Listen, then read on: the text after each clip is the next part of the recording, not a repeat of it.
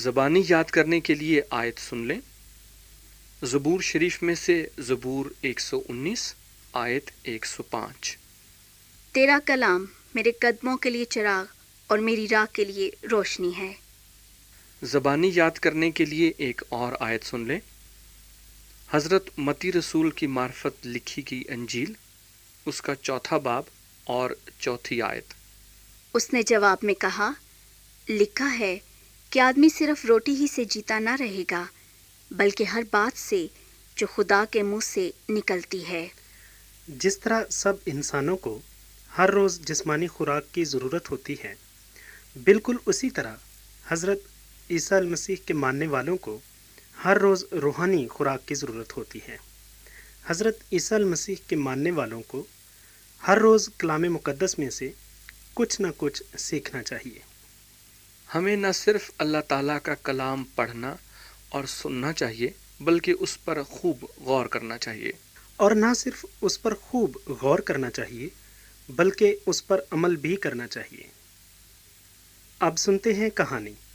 یہ کہانی ہم نے انجیل پاک میں سے اعمال کی کتاب کے 2 باب کی 14 سے 43 آیت میں سے لی ہے۔ عنوان ہے، حضرت عیسیٰ المسیح کے پیروکار ان کے کلام کو سنتے اور اس پر عمل کرتے ہیں۔ غور سے سنیں۔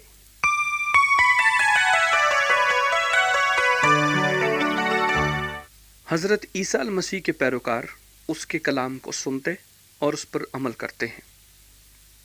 حضرت پطرس ان 11 کے ساتھ کھڑے ہوئے اور اپنی بلند آواز سے کہا، اے لوگو، میری بات غور سے سنو اور جان لو کہ یہ وہ بات ہے جو یوئیل نبی کی معرفت کہی گئی ہے کہ خدا فرماتا ہے کہ آخری دنوں میں ایسا ہوگا کہ میں اپنے روح میں سے ہر بشر پر ڈالوں گا، اور میں آسمان پر عجیب کام اور نیچے زمین پر نشانیاں دکھاؤں گا، اور یوں ہوگا کہ جو کوئی اللہ تعالیٰ کا نام لے گا نجات پائے گا۔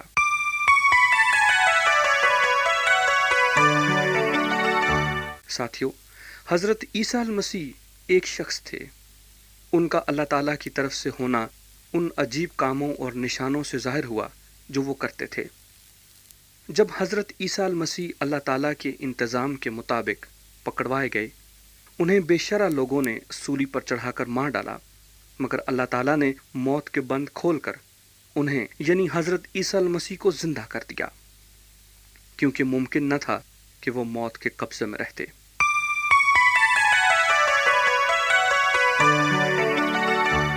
ساتھیو، حضرت پطرس مزید کہتے ہیں، اے بھائیو، میں قوم کے بزرگ حضرت داؤد کے حق میں دلیری سے کہہ سکتا ہوں کہ وہ موئے اور دفن بھی ہوئے، اور ان کی قبر آج تک ہم میں موجود ہے، مگر اللہ تعالیٰ نے پیش گوئی کے طور پر حضرت عیسیٰ المسیح کے موت سے زندہ ہونے کا ذکر کیا تھا۔ وہ نہ عالم ارواح میں چھوڑا گیا اور نہ ہی اس کا جسم مٹی کے ساتھ ملا، بلکہ حضرت عیسیٰ المسیح کو اللہ تعالیٰ نے زندہ کیا، جس کے ہم سب گواہ ہیں۔ ساتھیو، جب لوگوں نے حضرت پطرس اور دوسرے رسولوں سے یہ کلام سنا تو ان کے دلوں پر چوٹ لگی، اور وہ کہنے لگے، ہم کیا کریں؟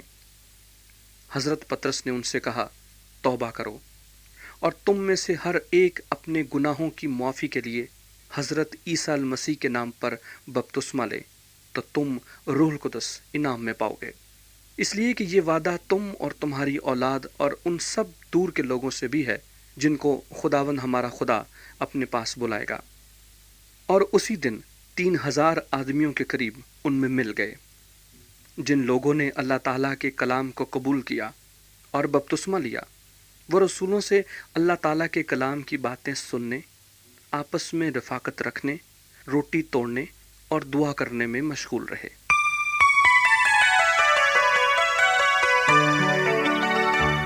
انجیل شریف میں سے سچا واقعہ، حضرت عیسیٰ المسیح کے پیروکار ان کے کلام کو سنتے اور اس پر عمل کرتے ہیں۔ آپ سن رہے تھے۔ ساتھیو، آپ ذاتی طور پر اس کہانی کے بارے میں کیا سوچتے ہیں؟ جی ہاں، آپ ذاتی طور پر اس کہانی کے بارے میں کیا سوچتے ہیں؟ ساتھیو، یہ کہانی ہمیں بتاتی ہے حضرت پطرس کی تعلیم سن کر بہت سے لوگ حضرت عیسیٰ المسیح کے ماننے والے لوگوں کی جماعت میں شامل ہو گئے۔ انہوں نے رسولوں کی تعلیم سننے کے لیے اپنی زندگی وقف کر دی۔ وہ آپس میں رفاقت رکھنے اور دعا کرنے میں بھی مصروف رہے۔ میں ایک بار پھر دہراتا ہوں، یہ کہانی ہمیں بتاتی ہے حضرت پطرس کی تعلیم سن کر بہت سے لوگ حضرت عیسیٰ المسیح کے ماننے والے لوگوں کی جماعت میں شامل ہو گئے۔ انہوں نے رسولوں کی تعلیم سننے کے لیے اپنی زندگی وقف کر دی۔ وہ آپس میں رفاقت رکھنے اور دعا کرنے میں بھی مصروف رہے۔ یاد رکھیے کہ آج کل بھی ہم کلام سے سنتے اور اس پر عمل کرتے ہیں۔